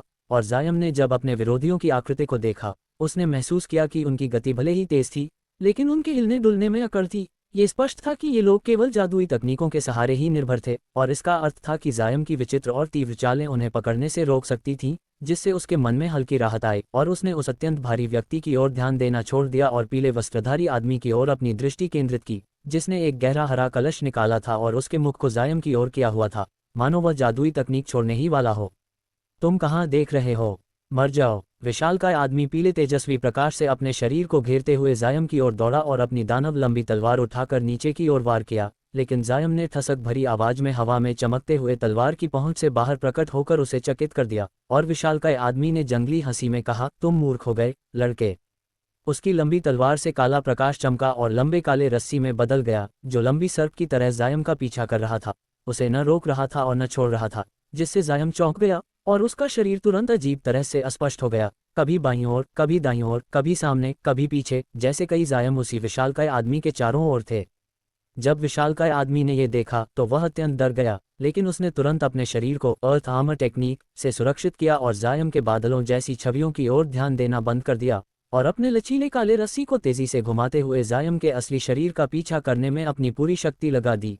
पेंग पेंग पेंग पेंग, जायम विशालकाय आदमी के पास से झपट कर निकला और उसी पल उसने दोनों हाथों से अग्निबॉल छोड़े, जो उसके शरीर से टकराने पर पीले प्रकाश को झटका दिया, लेकिन तुरंत वापस सामान्य हो गया। कैसे यह मामूली फायरबॉल टेक्निक इस अंकल की रक्षा तकनीक को भेद सकती है? विशालकाय आदमी का चेहरा क्रोधित हो गया और उसके हाथों की गति और तेज हो गई। काले रस्सी की गति भी कम नहीं हुई, जिससे जायम थोड़ी चिंता में पड़ गया, क्योंकि भले ही काली रस्सी उसकी तुलना में थोड़ी धीमी थी, वह इसे संभाल नहीं सकता था, और यदि उसने अपनी गति धीमी की तो उससे पकड़ा जाना निश्चित था। वह नहीं जानता था कि यह काला रस्सी किस जादुई उपकरण से बनी थी, लेकिन यह बहुत ही परेशान करने वाला था। फिर भी उसने इसे लापरवाही से अपने चारों ओर लपेटने नहीं दिया। वह जल्दी से पीले वस्त्रधारी आदमी की ओर देखा, जो गंभीर मुद्रा में खड़ा था और उसके हाथ में जादुई कलश से रहस्यमय नील प्रकाश निकल रहा था। यह अज्ञात था कि इससे क्या निकलने वाला था। जायम ने सोचा, ये ठीक नहीं है। यदि ऐसा चलता रहा तो मैं जीवित नहीं रह पाऊंगा। यदि मैं कुछ जोखिम नहीं लूंगा तो मैं मर जाऊंगा। और तुरंत उसने मॉन्क गोल्डन लाइट से प्राप्त गार्डियन टैलिस्मन निकाल लिया, जो एक प्रकार की तांत्रिक तकनीक थी, जिसका मंत्र उसने लंबे समय पहले बुद्धिस्ट मॉन्क कु संग से सीखा था, और अब उसने पहली बार इसका प्रयोग किया। जायम ने धीरे धीरे मंत्र पढ़े, और क्योंकि वह चल रहा था, आवाज अस्पष्ट थी, लेकिन तांत्रिक सुनहरे अक्षर चमकने लगे, और जब ये पूर्ण रूप से चमक गए तो जायम ने अचानक तांत्रिक तख्ती को अपने शरीर पर थपथपाया, जिससे उसके चारों ओर अचानक सुनहरी रोशनी का कवच प्रकट हुआ, लेकिन उसका शरीर अचानक धीमा हो गया और काली रस्सी ने उसे घेर लिया। जायम पहले से जानता था कि गार्डियन टैलिस्मन का प्रयोग गति को धीमा कर देता है, इसलिए उसने घबराया नहीं, क्योंकि सुनहरा कवच जादुई उपकरण के आक्रमण से उसे सुरक्षा प्रदान कर रहा था। जब विशालकाय आदमी ने यह देखा तो उसने गर्जना की और बड़े कदमों से दौड़ा। उसके मुट्ठियों पर तेज पीली रोशनी थी, जो किसी अज्ञात साधना तकनीक द्वारा समर्थित प्रतीत हो रही थी। पिछली बार से सीख लेकर जायम ने उसे पास नहीं आने दिया। उसने अचानक झुककर दोनों हाथ जमीन पर रखे और मंत्र जपते हुए हल्की पीली रोशनी अपने हाथों में बनाए। विशालकाय आदमी थोड़े चौंक गया और जल्दी से रुका, लेकिन बहुत देर हो चुकी थी। उसके नीचे की जमीन पूरी तरह से नर्म और कमजोर तरल रेतीली मिट्टी में बदल गई, जिससे उसके पैर जांघों तक दब गए और वह चकित हो गया। मारो! तेज आवाज ने जायम के कान में गूंजा, और वह पीले वस्त्रधारी आदमी की ओर देखा, जिसने अपने काले कलश के मुख से 7 से 8 काले गोले, मुर्गी के अंडे के आकार के, निकाले और जायम की ओर बढ़ाए। जायम का चेहरा बहुत गंभीर हो गया और उसने हाथों की पीली रोशनी बिखेर दी और अपने वक्ष में एक लकड़ी का डिब्बा निकाला। गोले पहले ही उसके सामने थे और बेरहमी से सुनहरे कवच पर प्रहार कर रहे थे, जो लगातार विकृत हो रहा था, जैसे किसी भी क्षण टूट सकता हो और मृत्यु करीब थी। लेकिन जायम ने ध्यान नहीं दिया। उसने क्रॉस लेग स्थिति में बैठकर डिब्बे को घुटनों पर रखा और मंत्र जपा। पेंग पेंग पेंग पेंग पेंग पेंग। गोले की आक्रमण तेज और निरंतर थी, जिससे सुनहरी रोशनी धीरे धीरे फीकी पड़ रही थी और कवच टूटने वाला प्रतीत हो रहा था। तभी जायम ने गर्जन करते हुए कहा, उठो! इस आदेश पर लकड़ी के डिब्बे से लगभग 3 मीटर लंबी धूसर रोशनी फूट पड़ी। ये जैसे पानी से निकलकर आया कोई बार ड्रैगन हो। उसने कई चक्रों में उड़ान भरी और सभी दिशाओं में गोले को काट दिया, धूल में बदल दिया। खजाना तांत्रिक! पीले वस्त्रधारी ने भूत देखकर चीखा।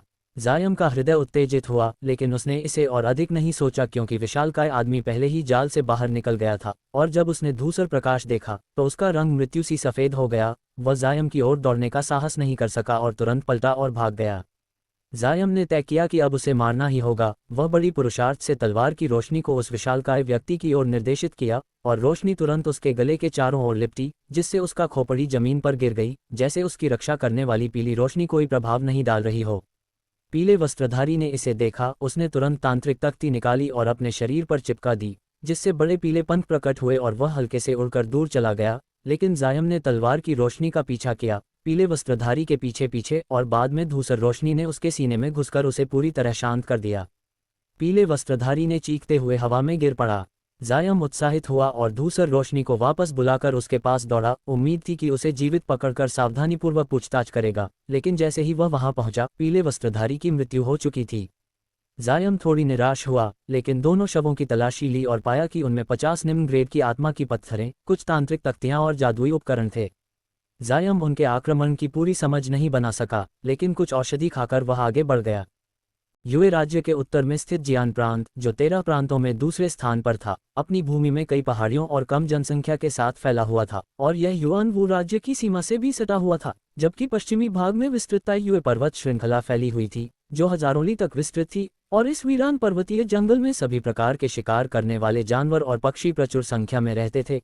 कभी कभी लकड़हारे और शिकारी भी यह अफवाह फैलाते कि उन्होंने अलौकिक और राक्षस देखे, जिससे इस स्थान पर और रहस्य का आवरण छा जाता, और स्वाभाविक रूप से कोई आम आदमी यह नहीं सोच सकता था कि इस पर्वत श्रृंखला के केंद्र में पिछले कई हजार वर्षों से यूए राज्य के 7 महान साधक संप्रदायों में से एक पीले मेपल घाटी का निवास था, और ऊपर से देखने पर यह अन्य पर्वत श्रृंखलाओं से कोई भिन्न नहीं प्रतीत होता था।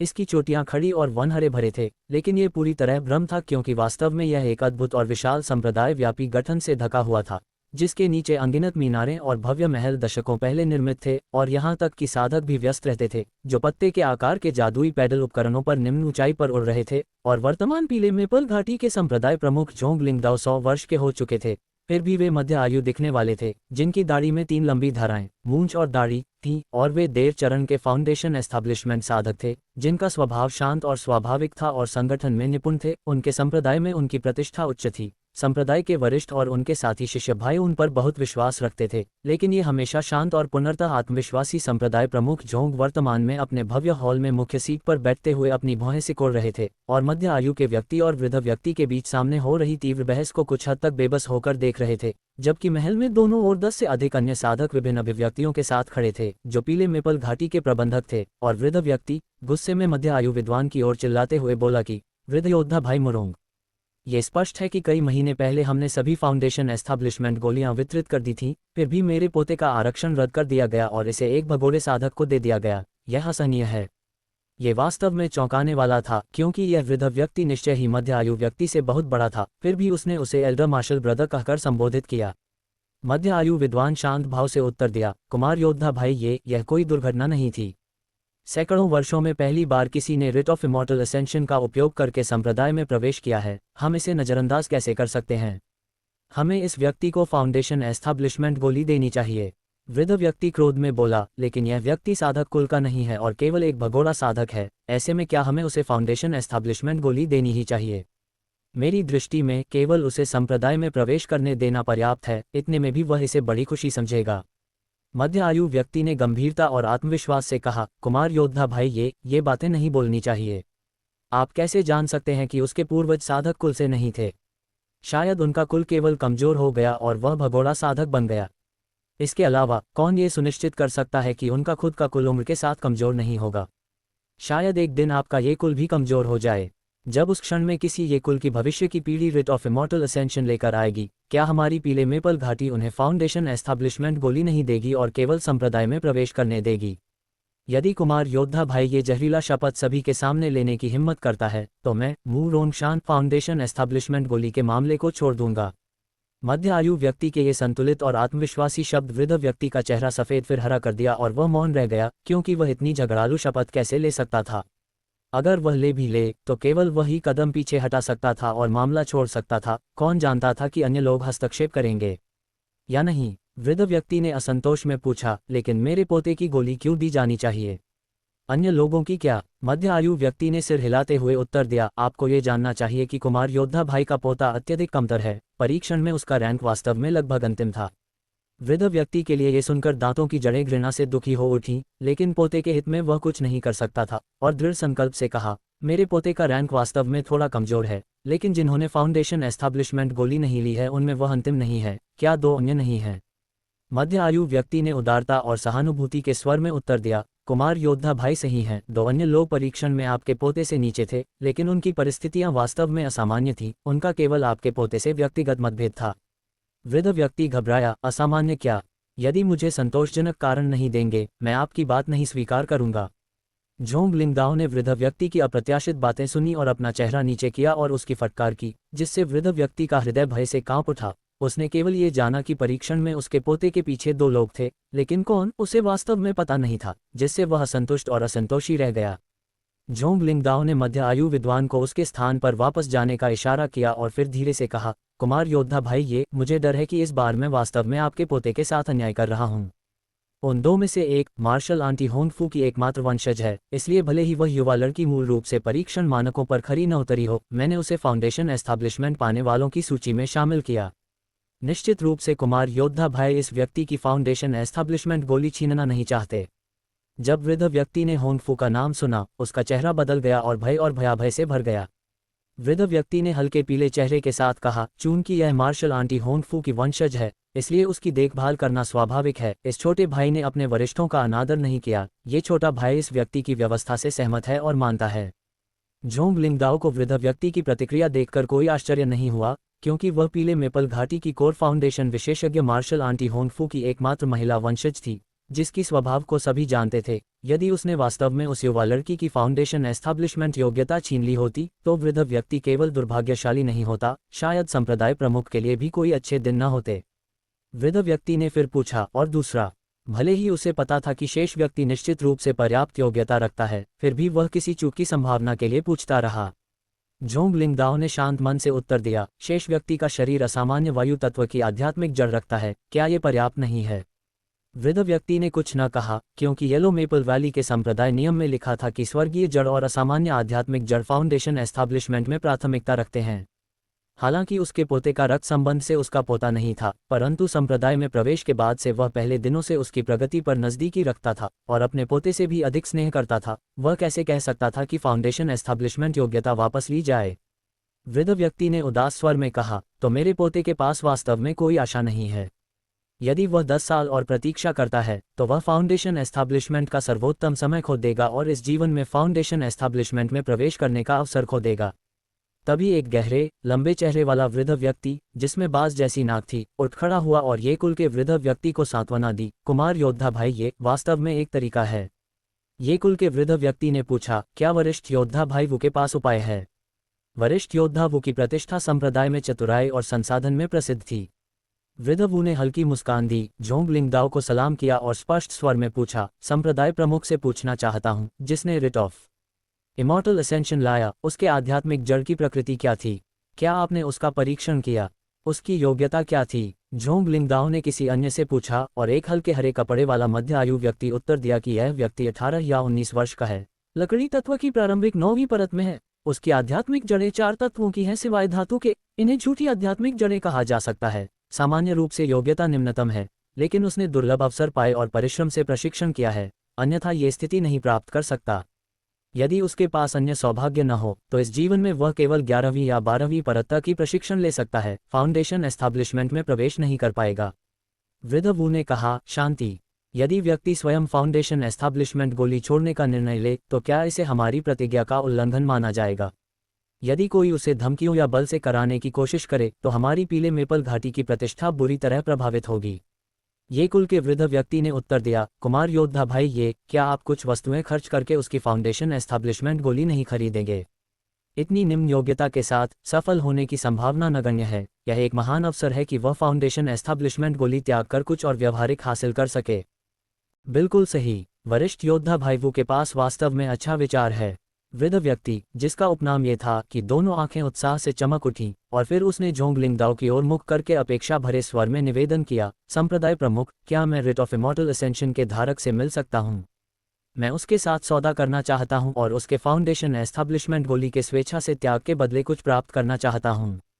जब झोंग लिंगदाओ ने यह सुना, तो वह हिचकिचाते हुए खुद से बुदबुदाया, फिर धीरे से सिर हिलाकर सहमति दी। हालांकि उसने वृद्ध व्यक्ति को चेतावनी दी कि उसे अपनी सीमा का उल्लंघन नहीं करना चाहिए और यह जबरदस्ती सौदा करने का प्रयास नहीं करना चाहिए, इससे पहले कि जूनियर योद्धा भाई वांग अप्रत्याशित अतिथि को देखें। वृद्ध व्यक्ति और जूनियर योद्धा भाई वांग मुख्य हॉल से बाहर निकले और पत्ते के आकार के जादुई उपकरण पर कदम रखते ही तुरंत आकाश में उड़कर पीले मेपल घाटी की अतिथि सत्कार भवन की ओर चले गए।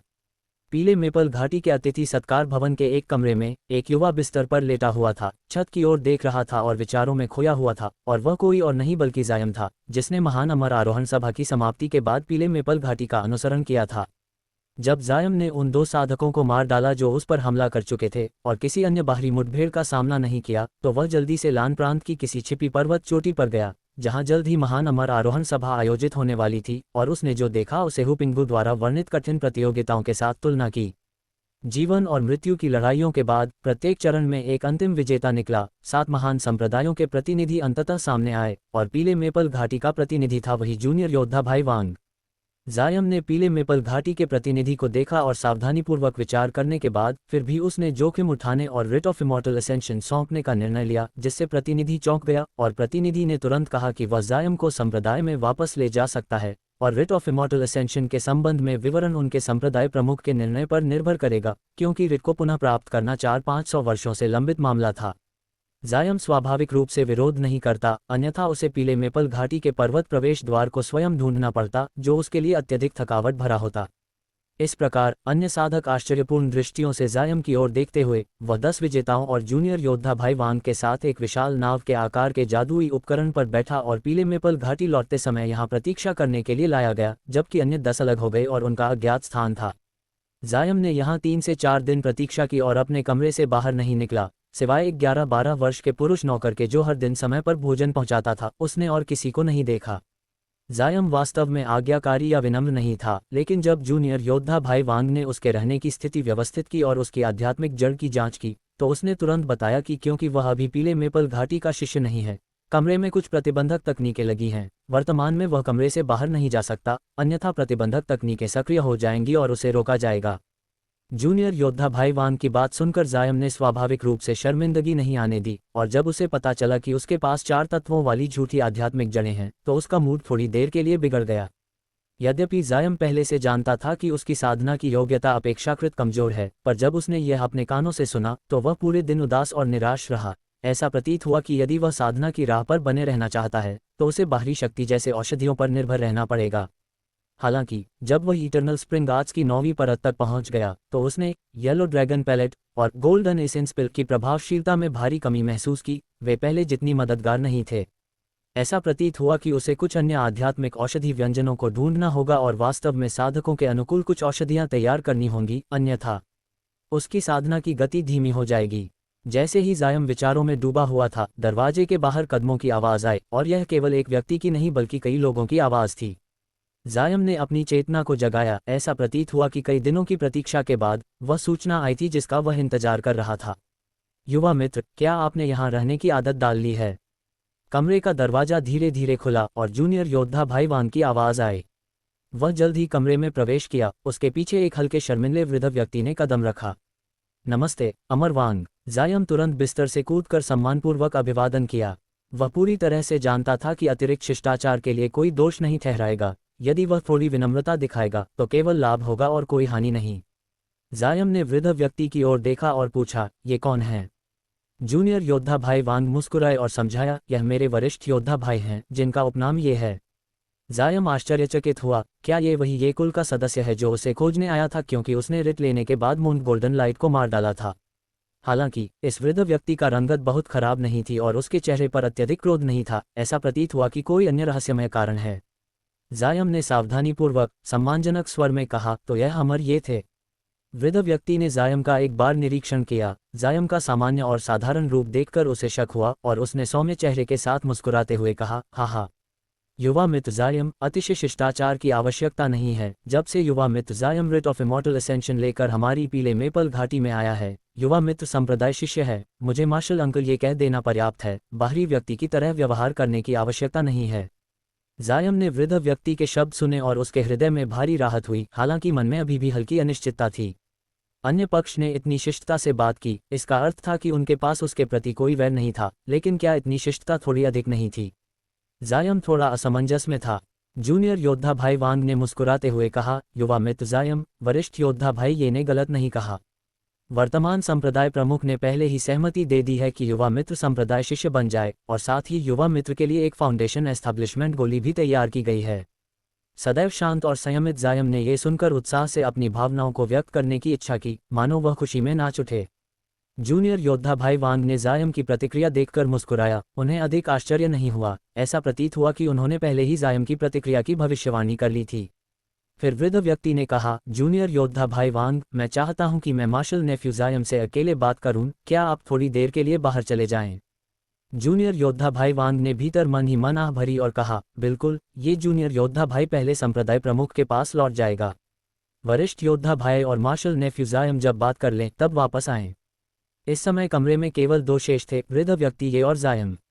जायम जो कुछ हो रहा था उससे स्तब्ध था। वह सोच रहा था कि जूनियर योद्धा भाई वांग तो बस चले गए, और उसके साथ जो रह गया है, मार्शल अंकल कहलाने वाला, उसके पास उसके साथ क्या बात है। हालांकि वह नहीं जानता था कि वरिष्ठ योद्धा भाई ये क्या करने वाले हैं, पर उसके मन में हल्की अनहोनी की आशंका थी। वृद्ध व्यक्ति ने देखा कि जायम असहज था, पर उसे परवाह नहीं थी। वह सुनिश्चित था कि जो कुछ वह प्रस्तुत करने वाला है वह इस विश्व अनुभवहीन युवा को आंखें खोलने पर मजबूर करेगा और सौदा आसानी से संपन्न होगा। वृद्ध व्यक्ति ने सीधे शब्दों में कहा, मार्शल नेफ्यू जायम, मार्शल अंकल सरल व्यक्ति है, इसलिए मैं सीधे मुद्दे पर आता हूँ। मेरा व्यापार आपके दिए हुए फाउंडेशन एस्टैब्लिशमेंट गोली से संबंधित है। मैं इसे मार्शल नेफ्यू से खरीदना चाहता हूँ। मार्शल नेफ्यू इसके बारे में क्या सोचते हैं? जायम ने यह सुनकर चौंकते हुए सोचा, वह वास्तव में मेरी फाउंडेशन एस्टैब्लिशमेंट गोली खरीदना चाहता है। क्या उसने गलत सुना? मैं इसे किसी और को कैसे बेच सकता हूँ? उसके चेहरा अचानक बदल गया और गंभीर हो गया। वृद्ध व्यक्ति ने तुरंत समझाया, मार्शल नेफ्यू जायम, निश्चिंत रहें, मैं मार्शल नेफ्यू की फाउंडेशन एस्टैब्लिशमेंट गोली के बदले कुछ न देने वाला नहीं हूँ। 7 या 8 मध्य ग्रेड आत्मा पत्थर, कुछ प्राथमिक मध्य से उच्च श्रेणी के आध्यात्मिक तांत्रिक और कई प्रकार के प्रथम श्रेणी के जादुई उपकरण। मार्शल अंकल के पास और भी बहुत कुछ है। यदि यह पर्याप्त न हो तो मार्शल अंकल के पास कुछ जादुई शक्ति बढ़ाने वाली औषधियाँ भी हैं। भले ही ये फाउंडेशन एस्टैब्लिशमेंट गोली के तुलनीय नहीं है, फिर भी ये संप्रदाय में दुर्लभ आध्यात्मिक औषधियाँ हैं। जायम ने ये सुनकर चेहरा सुधार लिया। उसने वृद्ध व्यक्ति की ईमानदारी देखी और समझा कि इस मार्शल अंकल का कोई कठोर और अनुचित रूप से फाउंडेशन एस्टैब्लिशमेंट गोली छीनने का इरादा नहीं है, बल्कि वह वास्तव में अपनी फाउंडेशन एस्टैब्लिशमेंट गोली खरीदना चाहता है।